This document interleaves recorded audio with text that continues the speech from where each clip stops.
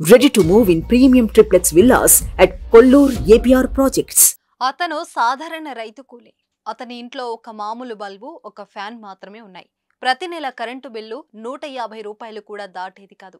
కానీ మార్చి నెల బిల్లు మాత్రం చూస్తే ఆ రైతుకు గుండె ఆగినంత పనైంది.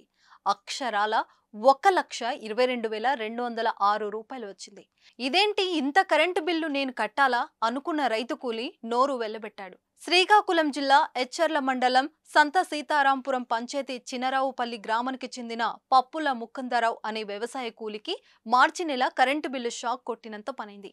ఏకంగా 1,22,206 రూపాయలు కరెంటు బిల్లు రావడం స్థానికంగా కలకలం రేపింది. విద్యుత్ సిబ్బంది 2 నెలల క్రితం మీటర్ రీడింగ్ తీసి ఈ బిల్లు చేతిలో పెట్టారని చెప్పాడు.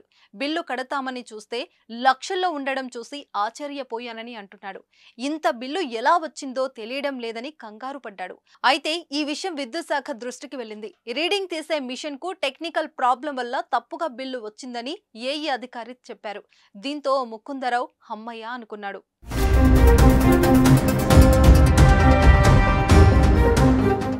సుమన్ టీవీలో మీ పర్సనల్ అండ్ బిజినెస్ ప్రమోషన్స్ కోసం కింది నెంబర్కి కాంటాక్ట్ చేయండి.